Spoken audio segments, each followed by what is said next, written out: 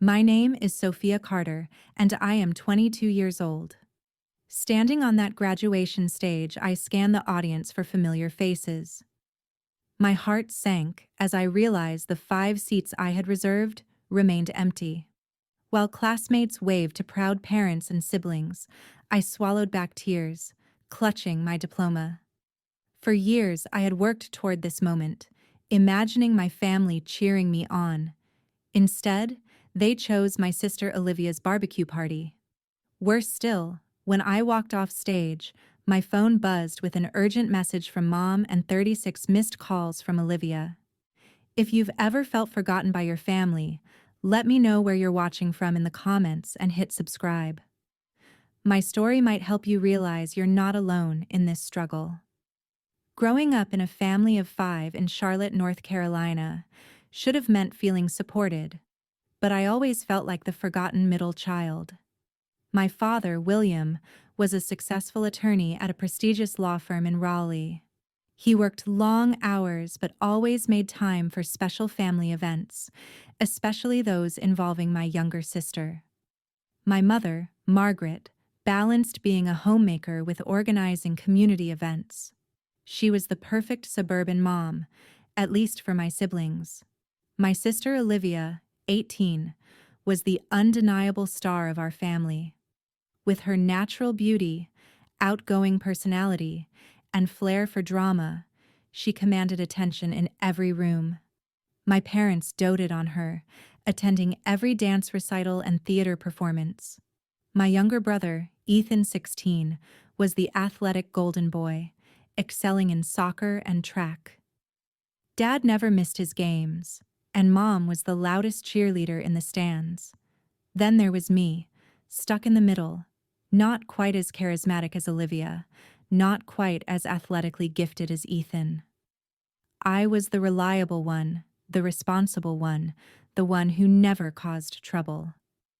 Unfortunately, in my family, not causing trouble meant being overlooked. The pattern started early. When I was 7, my parents forgot to pick me up from piano lessons. I waited 2 hours before my instructor called them. They had been shopping for Olivia's birthday party and simply lost track of time. When I was 12, they missed my science fair, where I won first place, because Ethan had a scrimmage game the same day. The excuses were always reasonable, but the message was clear. I was never the priority. I tried everything to earn their recognition.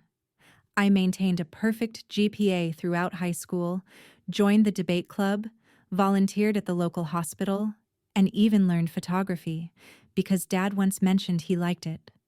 Nothing seemed to work. Olivia would throw a tantrum about something trivial, and suddenly my achievements faded into the background. My relationship with Olivia was especially complicated. She wasn't deliberately malicious, but she was accustomed to being the center of attention and worked hard to maintain that position. If I received any praise, she would quickly find a way to redirect the spotlight. When I got accepted to university with a scholarship, she announced at the same dinner that she had been scouted by a modeling agency. The pattern continued into my college years. I chose to attend a university 3 hours away in Chapel Hill, partly for the excellent psychology program, and partly for breathing room from my family dynamics. I called home regularly, visited on major holidays, and tried to maintain connections despite the distance. 2 months before my graduation, Olivia dropped a bombshell during our weekly family video call. She announced she would be hosting a barbecue party on May 15th, the exact date of my graduation ceremony. I had reminded everyone about my graduation date months in advance. "Olivia," I said, trying to keep my voice steady, "that's the day of my graduation. You all promised to be there." "Oh," Olivia replied with a dismissive wave, "I totally forgot. But I've already invited everyone, and Jason's parents are coming from Oregon." Jason was her boyfriend of 3 months. I looked at my parents' faces on the screen, waiting for them to speak up. Mom looked uncomfortable, while Dad seemed distracted by something off camera. "Well," Mom finally said, Maybe we can work something out. What time is your ceremony, Sophia? It starts at 11 Mar in the morning, I replied, trying to hide my disappointment. I told you this already. And the barbecue is at 4, Olivia chimed in. We can do both. Dad nodded, finally paying attention. That sounds reasonable. We'll attend your graduation in the morning, Sophia, and then head to Olivia's event afterward. I wanted to believe them, but a knot formed in my stomach. Something told me this wouldn't work out as promised. Still, I clung to the hope that, for once, I would be the priority. My college experience was drastically different from what my parents imagined. While they thought I was enjoying the typical university life, the reality was far more challenging. I had received a full academic scholarship that covered tuition, but it didn't cover living expenses. Despite my parents' comfortable financial situation, they had been clear that I needed to handle those costs myself. It builds character, Dad had said when I brought up the subject before freshman year. I worked 2 jobs to make ends meet. During the day, I assisted in the psychology department, helping professors with research and administrative tasks. At night and on weekends, I waited tables at a restaurant near campus. Between classes, work, and studying, I rarely got more than 5 hours of sleep. There were countless nights I stayed up until 3 hours in the morning finishing papers or preparing for exams, only to wake up at 7 hours for an early class. My freshman year roommate, Chloe, became concerned about my schedule. "You're going to burn out," she warned after finding me asleep at my desk for the 3rd time that week. But Chloe also became my closest friend and biggest supporter. When I couldn't afford textbooks one semester, she helped me find digital versions and shared her own materials. When I missed meals because of work, she would save food for me. Eventually, we moved into a tiny off-campus apartment together to save on housing costs. During my sophomore year, I connected with Professor Laura Bennett, who became my academic mentor and a crucial source of support. "You have a natural talent for understanding human behavior," she told me after reading one of my research papers, "but you also have the rare quality of empathy combined with analytical thinking." Under her guidance, I developed a focus on family dynamics and emotional resilience. The irony wasn't lost on me that I was studying the very patterns that shaped my own family life. For my senior thesis, I conducted research on the psychological effects of parental favoritism on siblings. Professor Bennett helped me navigate the Institutional Review Board and secure funding for my research. My thesis received the department's highest honors, and the committee was so impressed that they invited me to speak as the student representative at the graduation ceremony. When Professor Bennett told me the news, I burst into tears of joy. That evening, I called my parents, eager to share this recognition. Mom answered, and I could hear Olivia talking loudly in the background about prom dress options. "Mom, I have amazing news," I said, my voice trembling with excitement. "That's nice, honey. Can you hold on a second?" She put the phone down, and I heard her discussing fabric colors with Olivia. After nearly 2 minutes, she returned. "Sorry about that. What were you saying?" I swallowed my disappointment and repeated my news, trying to recapture my enthusiasm. "I've been selected as the student speaker for graduation. Only one student from the entire graduating class gets this honor." "Oh, that's wonderful," Mom said, but her tone lacked the excitement I had hoped for. "Your father will be proud. Do you want to talk to Olivia? She just found the perfect prom dress." I declined and ended the call shortly after, telling myself it didn't matter. I would show them at graduation. They would finally see what I had accomplished. The weeks before graduation were filled with preparation. I worked with Professor Bennett to perfect my speech, practiced it dozens of times, and even bought a new dress for the occasion with my meager savings. I imagined standing at the podium, seeing my family's proud faces in the crowd, finally being the center of attention for an achievement that couldn't be diminished. I sent multiple reminders about the ceremony details and reserved 5 seats in the family section for Mom, Dad, Olivia, Ethan, and Grandma Helen, who had always shown me special attention. Dad assured me they would all be there. We wouldn't miss it for the world, he promised during our last phone call before the big day. I believed him, despite years of evidence to the contrary, because I needed to. I needed to believe that this time would be different, that this achievement was significant enough to make me visible to them. The morning of my graduation dawned bright and clear. I woke up at 6 am, too nervous and excited to sleep any longer. I carefully styled my hair, applied makeup, and put on the new dress I had purchased for the occasion, a professional-looking navy blue dress that I hoped would make me look confident and mature. Over it, I would wear the black graduation gown and cap, decorated with my psychology honor cords. "You look amazing," Chloe said when she emerged from her room, already dressed for the ceremony in a floral dress and heels. "Your family is going to be so proud." "I hope so," I replied, checking my phone for any messages. There were none from my family yet, but it was still early. I sent a quick text to the family group chat. "Good morning. So excited to see you all at graduation today. The ceremony starts at 11 Sakuo, but please try to arrive by 10:30 to find your reserved seats. Look for the section marked Family of Graduates and give them my name." Mom responded almost immediately. "We're getting ready now.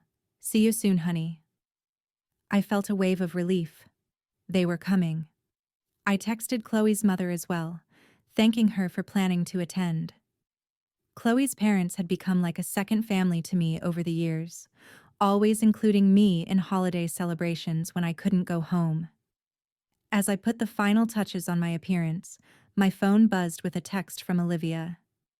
"Can't wait to see you before we head back for the barbecue. Mom is making her famous potato salad right now to bring." A flicker of worry crossed my mind. Why was Mom making potato salad now if they were about to leave for my graduation? I pushed the thought away.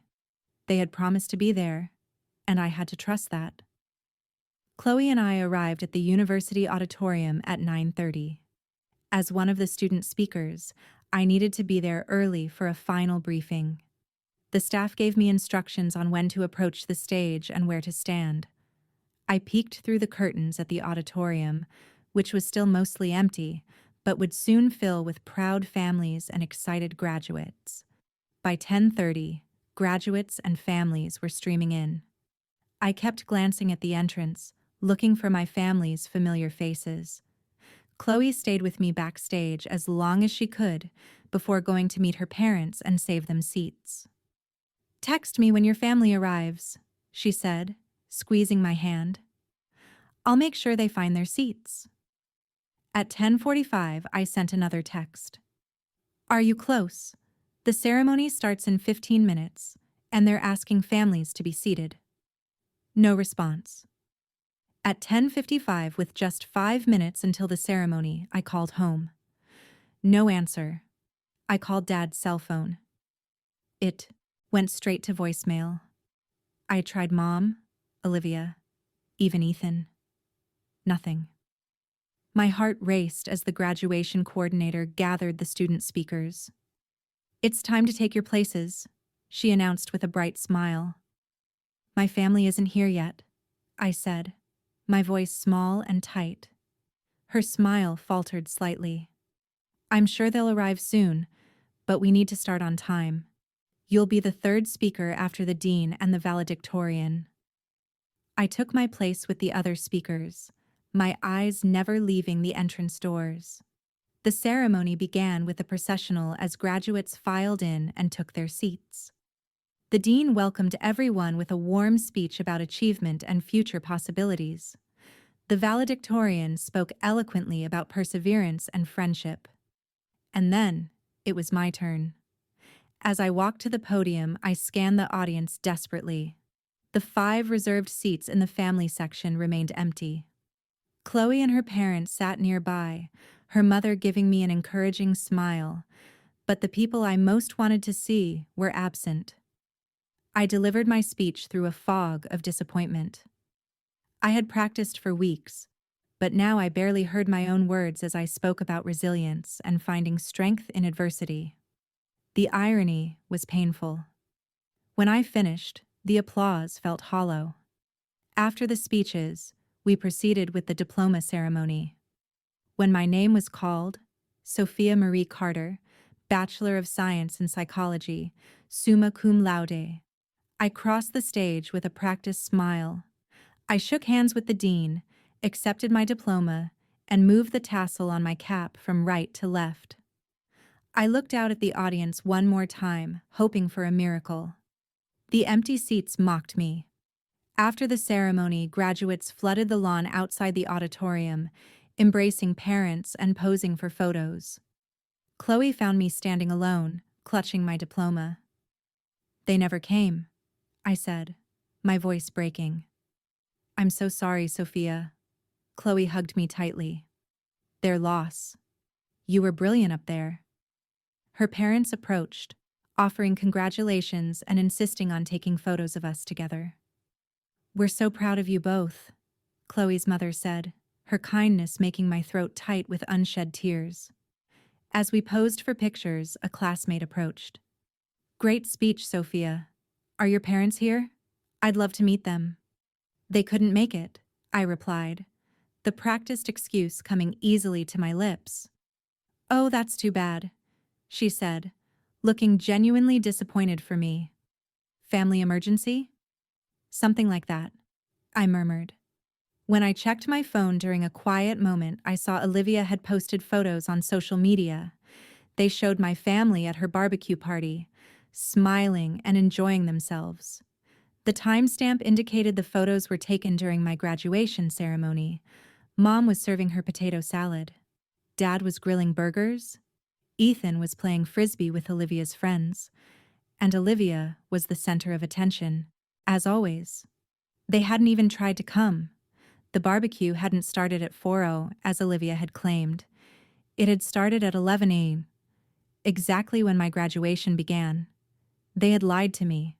For the first time in my life, I felt something beyond disappointment. I felt rage. Just as I was about to put my phone away, it buzzed with a text message from Mom. "We need to talk urgently." My thumb hovered over the message. What could possibly be so urgent now?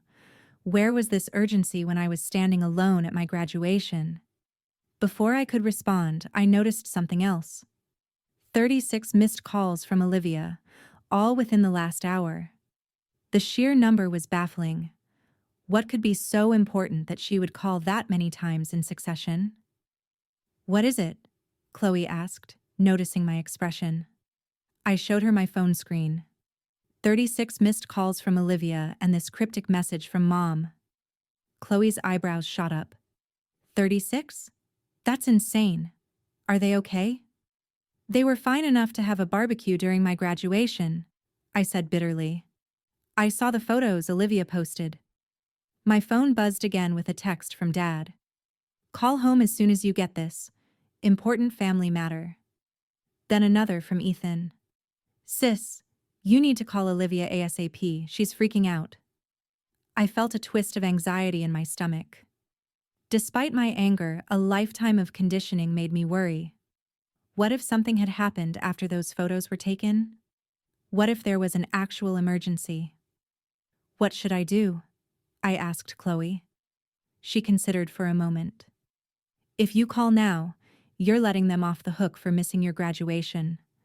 They should be apologizing to you, not demanding you call them." She was right. Whatever crisis they were experiencing, they had made their priorities clear. My graduation hadn't been important enough for them to attend, so their emergency wasn't important enough for me to interrupt my celebration. "I'll deal with it later," I decided, putting my phone on silent and slipping it into my purse. Right now, I want to enjoy what's left of my graduation day. Chloe's parents took us to a nice restaurant for a celebration lunch.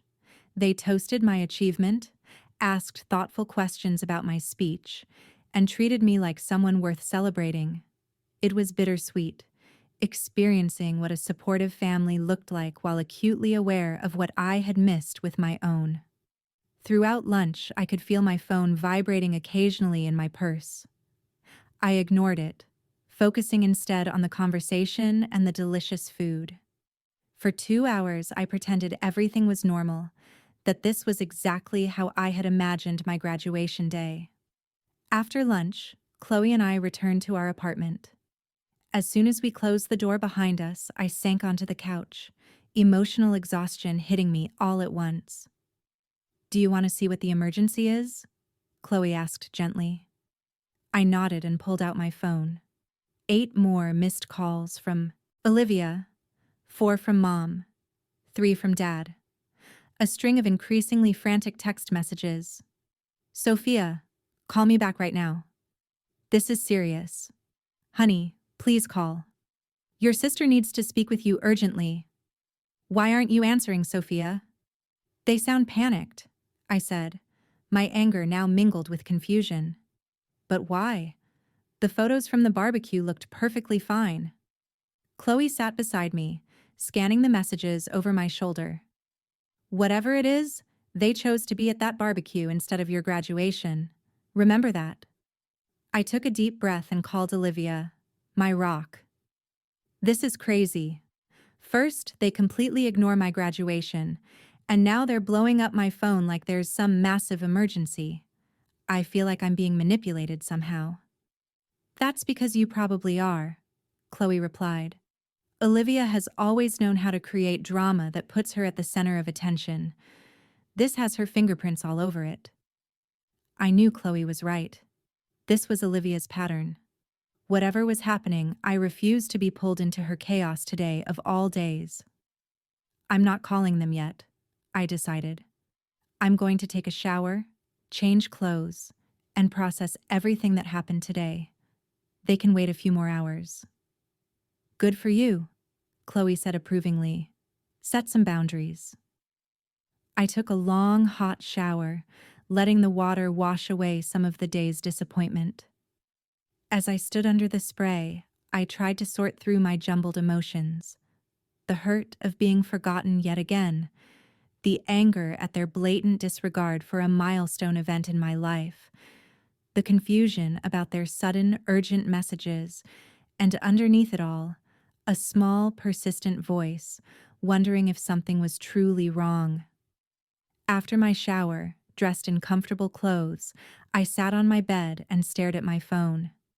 Despite my resolve, I felt the familiar pull of family obligation. What if someone was hurt? What if there had been an accident after those social media photos were taken? But another part of me, a stronger part that had been growing during my years away at college, held firm. They had made their choice. They had chosen Olivia's barbecue over my graduation. Whatever crisis they were experiencing now could wait until I was ready to deal with it. I texted a single message to the family group chat. "I'm fine, I'll call tomorrow. Celebrating my graduation with friends tonight." Almost instantly, my phone rang. "Olivia." I declined the call. It rang again. "Mom." I declined again. A text from Dad. "This cannot wait until tomorrow. It involves you directly." That gave me pause. What could possibly involve me directly when I was 3 hours away? Unless... A cold realization washed over me. What if they had discovered something about me? What if Olivia had gone through my old room and found my journals? Or what if someone had told them something about me that wasn't true? My mind raced with possibilities, none of them good. The uncertainty was worse than knowing. After 20 minutes of speculating, I made a decision. "I'm driving home," I told Chloe, emerging from my room. "I can't handle this weird suspense. I need to face whatever this is directly." Chloe looked concerned. "Are you sure? It's a 3-hour drive and you're emotionally drained." "I'm sure," I said, grabbing my keys. "I won't be able to rest until I know what's going on, and I'd rather confront them in person than over the phone." "Then I'm coming with you," Chloe declared, grabbing her purse. I shook my head. I appreciate that more than you know, but I need to do this alone. This is between me and my family. Reluctantly, Chloe agreed to stay behind, but made me promise to call her if things got too intense. And pull over if you get too upset to drive safely, she insisted. The 3-hour drive gave me plenty of time to think. By the time I turned onto the familiar street of my childhood home in Charlotte, my initial confusion had hardened into determination. Whatever was waiting for me, I would face it on my own terms. I parked my car across the street from my parents' house, taking a moment to observe the scene before making my presence known. Despite the supposedly urgent situation, the barbecue appeared to be still in progress.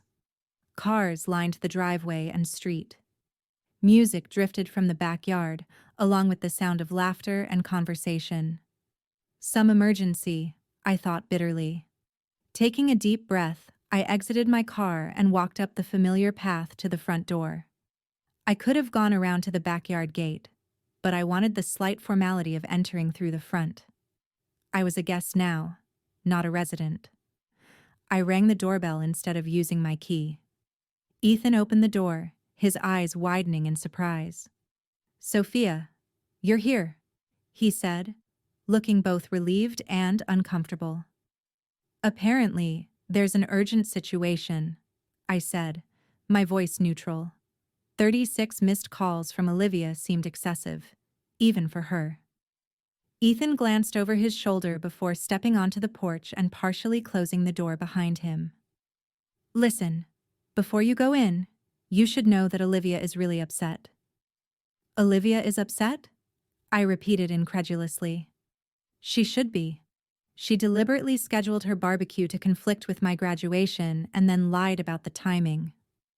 Ethan's brow furrowed in confusion. "What?" "No, that's not it. She says you told everyone the graduation was next weekend. She's been trying to reach you all day because she found out today was actually the ceremony and thought you must be devastated that everyone missed it." I stared at him, momentarily speechless. "Ethan, that's completely false. I've been reminding everyone for months that graduation was today. I sent multiple messages. We discussed it during family calls. How could you possibly believe I said it was next weekend?" Before Ethan could respond, the front door swung open, fully revealing Mom. Her expression cycled rapidly from surprise to relief to something that looked oddly like guilt. "Sophia, thank goodness you're here," she said, stepping forward as if to embrace me. I stepped back, maintaining distance. "I understand there's an emergency that involves me directly," I said coolly. "That's the only reason I drove 3 hours after my graduation ceremony that none of you bothered to attend." Mom's face fell. "Honey, there's been a terrible misunderstanding.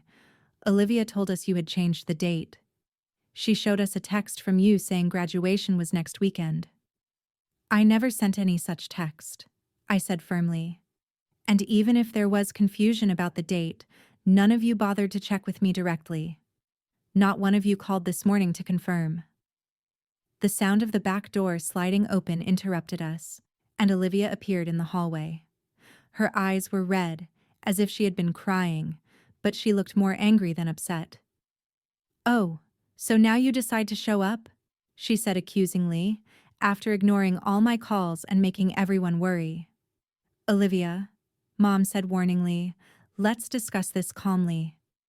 I fixed my gaze on Olivia. "Show me this text I supposedly sent about changing my graduation date." Olivia hesitated, then pulled out her phone, scrolling through messages before holding it out to me. There it was, a message that appeared to come from my number. "Hey everyone, just letting you know my graduation date got moved to next Saturday at 2 p.m. The 15th didn't work for some faculty members." I stared at the message in disbelief. "I never sent this. This is not from me." "It came from your number," Olivia insisted. "Let me see," Mom said, taking the phone. She studied the message, her expression troubled. Dad appeared from the living room, his face serious. Sophia, we've been trying to reach you all day. When Olivia realized the ceremony was today, we were very concerned. Concerned enough to continue the barbecue? I asked, pointedly gesturing toward the backyard where guests could still be heard enjoying themselves. Dad had the grace to look embarrassed. We had already committed to hosting, and we thought you had changed the date. I turned back to Olivia. How exactly did you realize today was my actual graduation day? Olivia shifted uncomfortably. Chloe's mom mentioned it in a comment on my Instagram post. She wrote something like, "Sad to miss you at Sophia's graduation today." And I realized something was wrong. And instead of immediately calling me, you called me 36 times without leaving a single voicemail explaining what was going on? I asked incredulously. I panicked, Olivia exclaimed. I thought you'd be devastated that we all missed it because of my barbecue. I laughed, but there was no humor in it. That's the first accurate thing you've said. I was devastated. I stood on that stage looking for my family, and all I saw were empty seats. Mom reached for my hand. Sophia, we're so sorry. If we had known. I pulled my hand away. But that's just it. You should have known. I've been talking about this date for months, and even if you somehow believed I had changed the date, not one of you thought to verify it with me directly. You just took Olivia's word for it. A heavy silence fell over the room. Ethan looked at the floor. Mom's eyes filled with tears. Dad cleared his throat uncomfortably. And Olivia's expression was the most revealing. Behind the facade of distress, there was something else, a flicker of defiance, perhaps even satisfaction. Suddenly, the pieces clicked into place. You sent that text, I said, staring at Olivia. You spoofed my number and sent a fake message to everyone.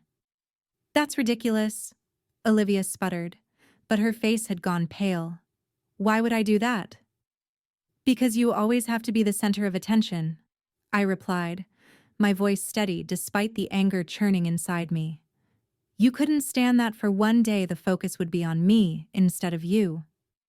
Sophia, Dad interjected, that's a serious accusation. I'm sure Olivia would never deliberately.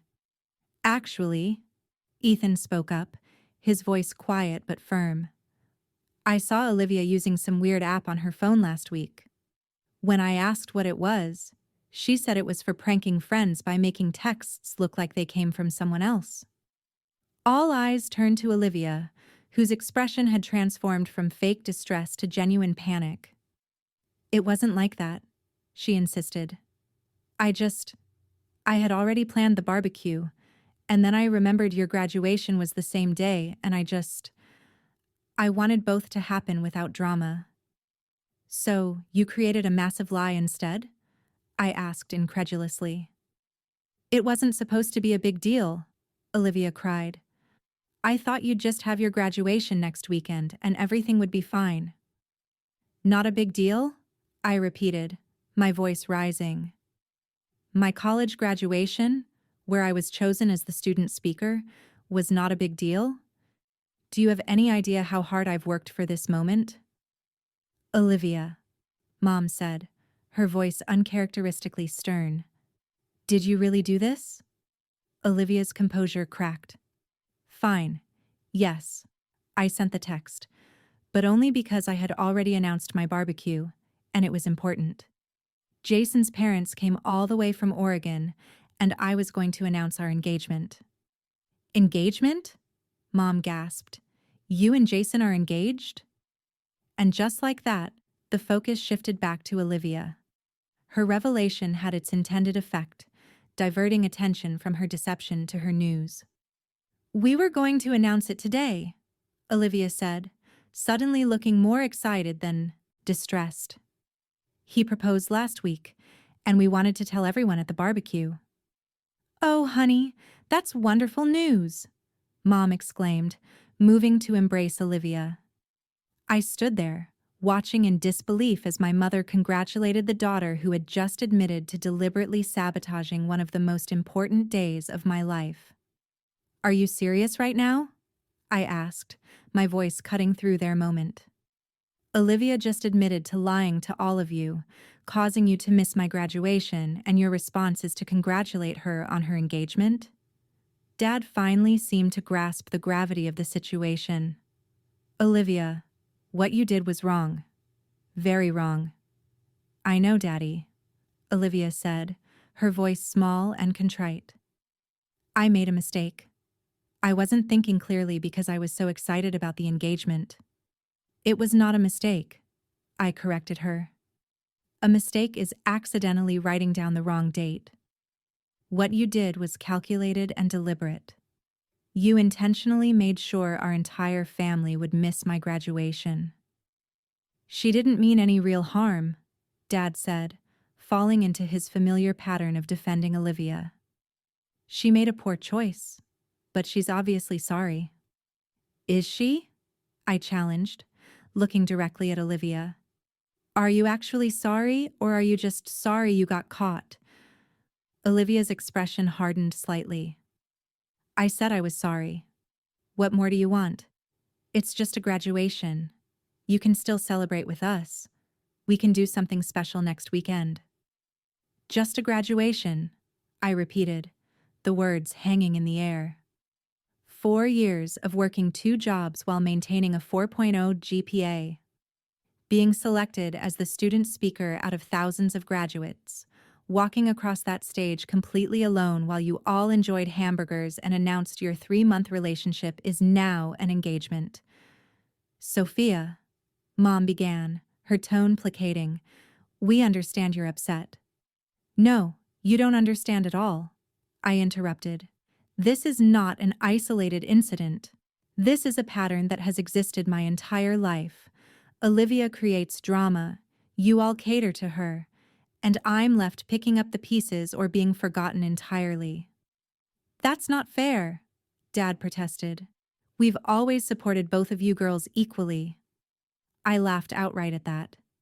"Equally? Dad, you missed my high school graduation for Olivia's dance recital. You forgot my 20th birthday because Olivia had a fender bender that same day, with no injuries and minor damage. You paid for Olivia's spring break trip to Miami, but told me I needed to earn my own way through college." "Those were different circumstances," Dad said defensively. "Olivia needed us in those moments." "And I didn't?" I asked, my voice breaking slightly. "I didn't need my family at my college graduation, the first person in our extended family to graduate with honors?"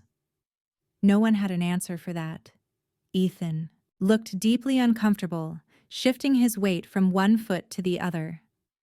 Mom seemed torn, glancing between Olivia and me as if unsure where her loyalties should lie. Dad maintained his protective stance near Olivia, who had managed to make herself look like the victim despite being the perpetrator. In that moment, I saw my family with perfect clarity for perhaps the first time. This dynamic was never going to change. Olivia would always be the sun around which our family orbited, and I would always be relegated to the shadows, expected to understand, to forgive, to accommodate. "I can't do this anymore," I said quietly. "I can't pretend this is normal or healthy. Olivia deliberately sabotaged one of the most important days of my life, and none of you seems to truly grasp how devastating that is." "Sophia, don't be so dramatic," Olivia said with an eye roll. "It's not like I ruined your life. It was one day." "It was my day," I replied, my voice steady despite the storm of emotions inside me.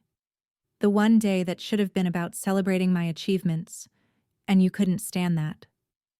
I turned to leave, suddenly desperate for fresh air and distance from these people who claimed to love me but couldn't see me.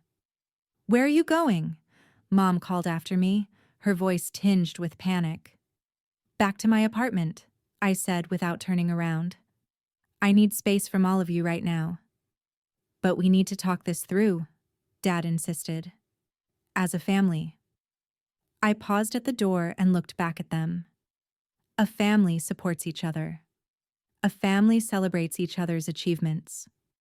A family doesn't lie and manipulate to ensure one member always gets the spotlight. When you're ready to be that kind of family, let me know. I walked out, closing the door firmly behind me. As I reached my car, I heard the front door open again and footsteps hurrying down the path.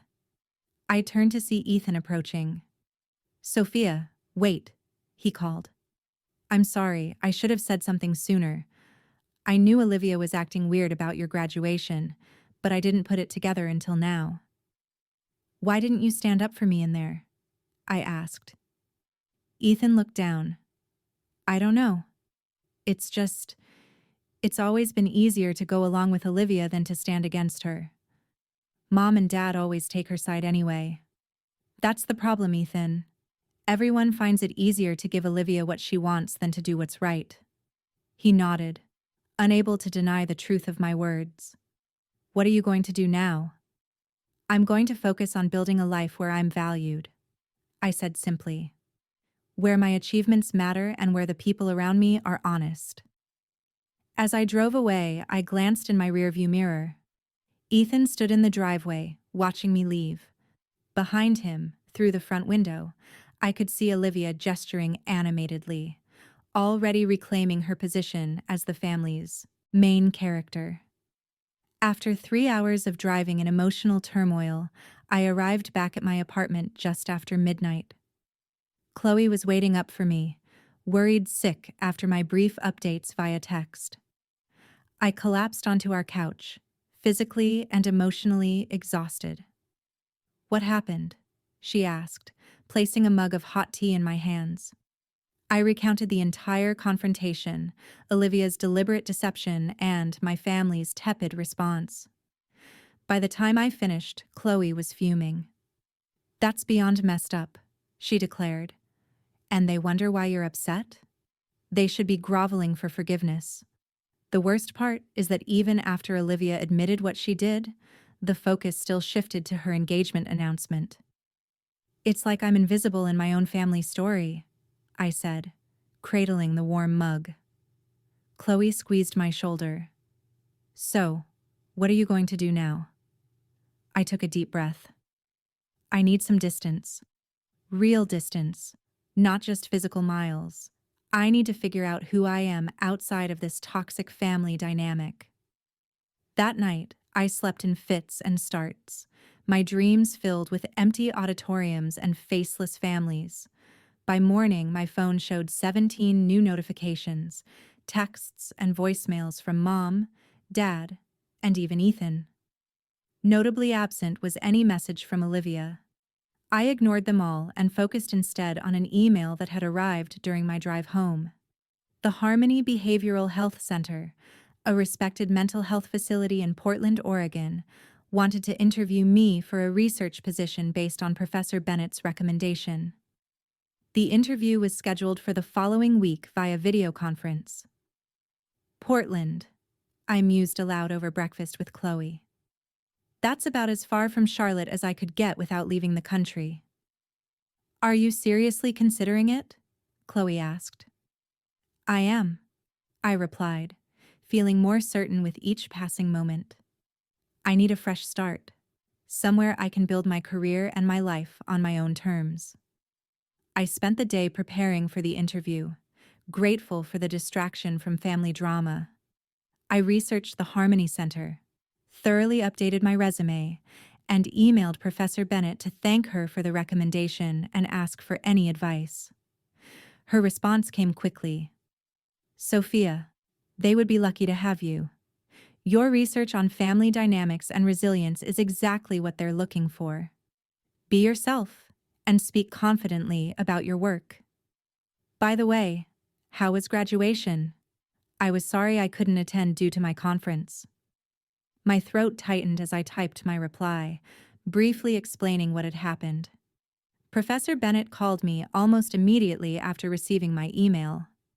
"That is absolutely unacceptable," she said, her usual calm demeanor replaced by indignation on my behalf. I'm so sorry you experienced that, especially after all your hard work. Her validation meant more than I could express. Unlike my family, she saw my worth without me having to constantly prove it. The Harmony Center is an excellent opportunity, she continued. If you want this fresh start, I'll do everything I can to help you secure the position. With Professor Bennett's guidance, I spent the next several days preparing for the interview. I created a presentation on my research, practiced answers to potential questions, and focused all my energy on this possible new beginning.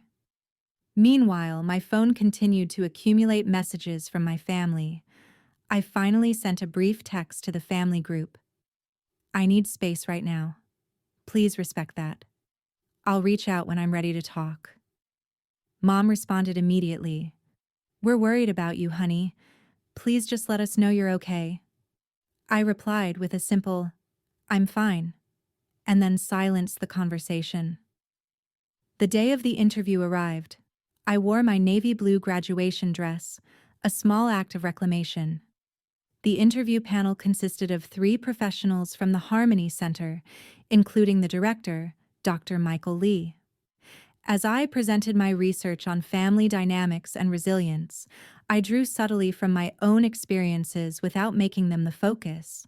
When asked about my interest in their particular approach to treatment, I spoke passionately about creating safe spaces for people to heal from family trauma and develop healthy boundaries. Your perspective on the long-term effects of parental favoritism is particularly insightful, Dr. Lee commented. Where did your interest in this specific area originate? I took a deep breath. My research is informed by both academic study and personal observation. I believe that understanding these dynamics from multiple perspectives allows for more comprehensive treatment approaches.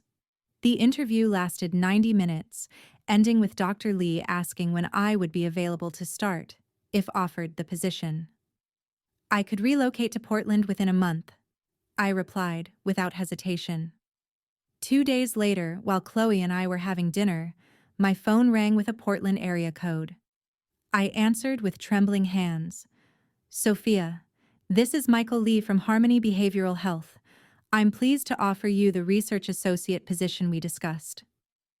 I accepted on the spot. The salary was generous, the work aligned perfectly with my interests, and most importantly, it represented a completely new chapter in my life. That evening, I allowed myself to read through the accumulated messages from my family. Moms had evolved from worried to hurt, to angry, and back to worried. Dads were brief and increasingly stern, demanding I stop this childish behavior and discuss things like an adult. Ethan's were the only ones that showed any real understanding, acknowledging that I deserved space and time. Olivia had finally sent a single text. I said I was sorry. You're overreacting as usual. With clarity and calm, I composed a message to each of them. To my parents, I explained that I had accepted a position in Portland and would be moving within the month. To Ethan, I offered to stay in touch and suggested we develop our sibling relationship independent of our parents and Olivia. To Olivia, I simply wrote, I hope your engagement brings you happiness. I won't be attending the wedding.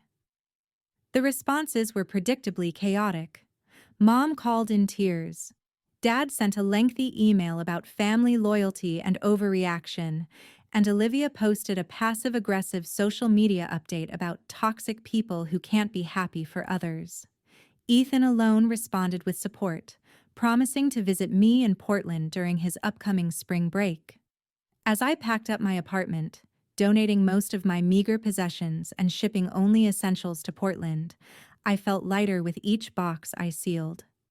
Chloe helped me throughout the process, sad to see me go, but understanding my need for distance. You know what we should do? She suggested one evening as we sorted through kitchen items. We should have our own graduation ceremony, just us and a few friends who actually care about celebrating you.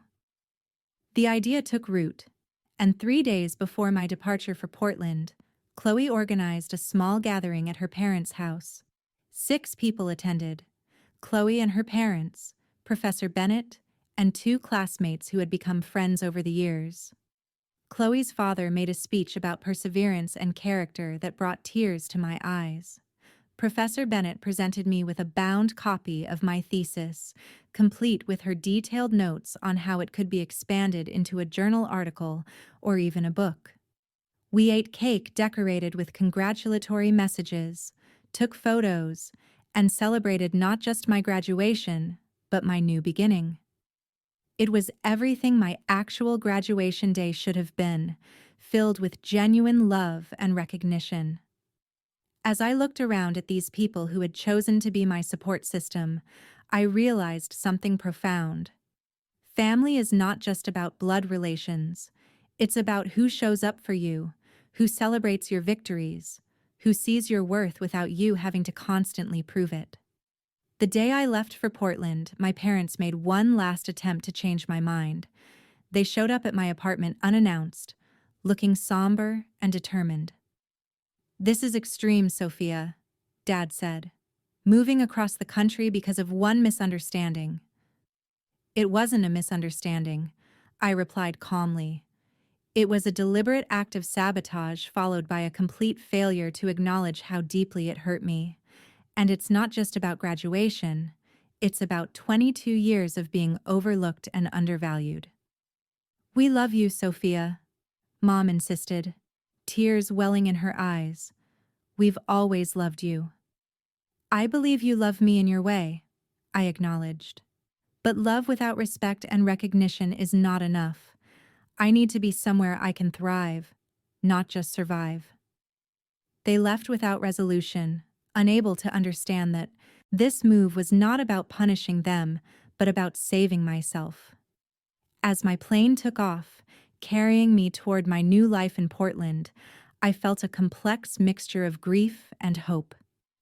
I was leaving behind the family I had always longed to truly be part of, but I was moving toward a future where I could define myself on my own terms. 1 year can change everything. As I sit in my apartment overlooking the Willamette River, watching the boats cross the water against a backdrop of mountains, I barely recognize the person I was 12 months ago. The desperate need for validation from my family has faded, replaced by a steady confidence built on professional success and genuine friendships. My position at Harmony Behavioral Health Center evolved quickly from research associate to project leader on a major study about resilience in young adults. Dr. Lee became not just a boss, but a mentor who values my insights and encourages my professional growth. Unlike my family, he notices when I contribute and acknowledges my work publicly. I've built a small but solid circle of friends here. Sarah from the research department, Ryan from the coffee shop downstairs, and Mia, my neighbor, who teaches yoga and convinced me to try it despite my initial reluctance. We have game nights, weekend hikes, and honest conversations. None of them make me feel like I have to earn their attention or affection. 3 months ago, I received an unexpected email from Ethan. His message was simple. "Things are falling apart here. Olivia called off her engagement last month. Mom and Dad are fighting constantly. Can we talk?" We scheduled a video call that weekend.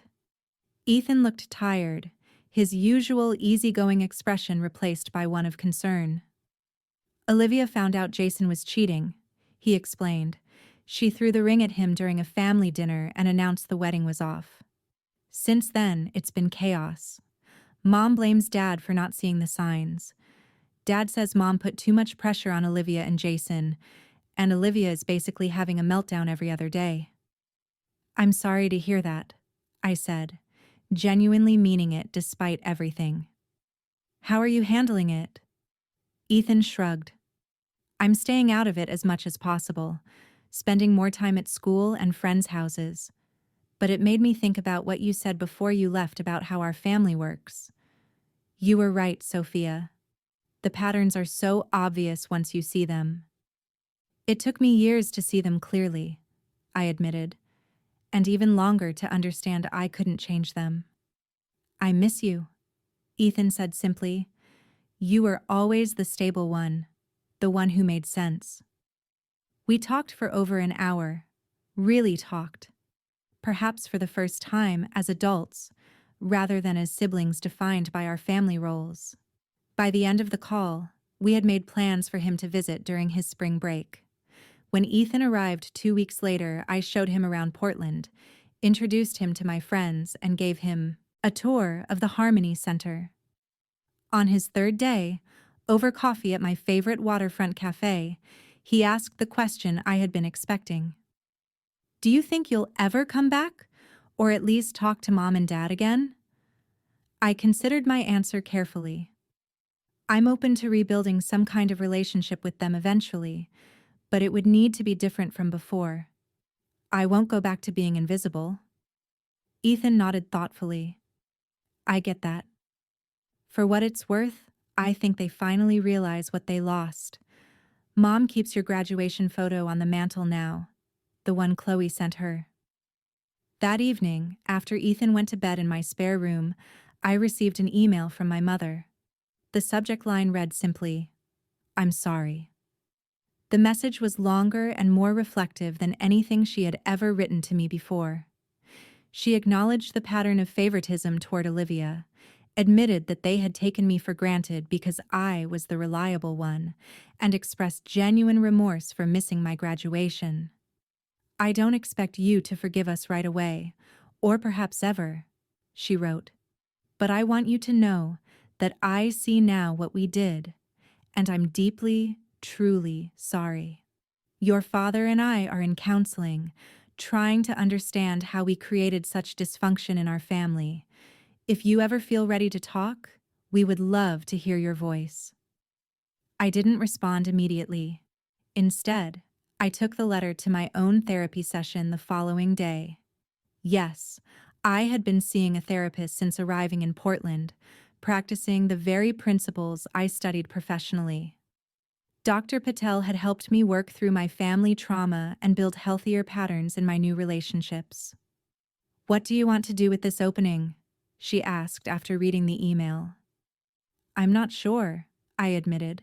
Part of me wants to maintain the distance because it's been so healing. Another part wonders if there could be a new kind of relationship possible now. There's no rush to decide, Dr. Patel reminded me. Healing happens on your timeline, not theirs. I waited another week before sending a brief response to my mother, agreeing to a phone call the following Sunday. When the day came, I set clear boundaries for the conversation in advance. 30 minutes, no Olivia drama, no pressure for visits or reconciliation. The call was awkward but surprisingly productive.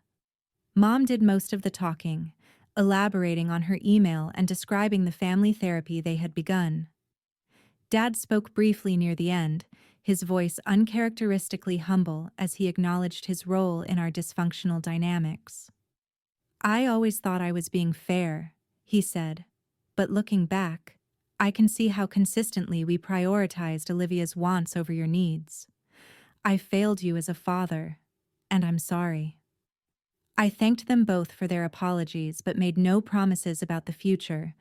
This was just one conversation, and patterns established over decades wouldn't change overnight. Still, it was a beginning. 2 months later, I organized a small gathering at my apartment, what I jokingly called my do-over graduation celebration.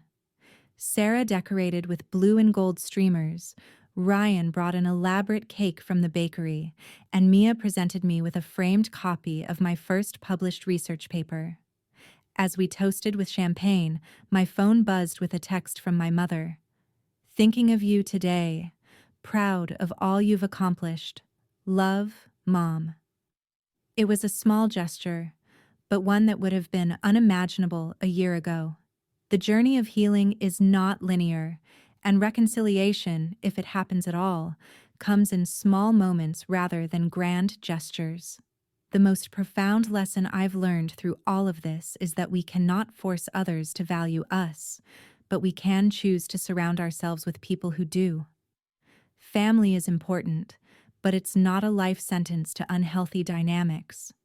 Sometimes, the most loving thing we can do for ourselves is to create distance from those who cannot see our worth, even if they share our blood. I've also learned that resilience is not about enduring mistreatment, but about having the courage to say no more and build something better. Every day that I wake up in this apartment, do work that matters, and spend time with people who genuinely care about me is a day I choose myself. If you've ever felt invisible in your own family, know that you're not alone. Your worth is not determined by their ability to see it. You deserve to be celebrated, to be prioritized, to be loved without having to earn it through constant achievement or accommodation. And sometimes, creating your own chosen family is the most powerful act of self-love possible. What has been your experience with family dynamics? Have you ever had to set boundaries with loved ones to protect your mental health?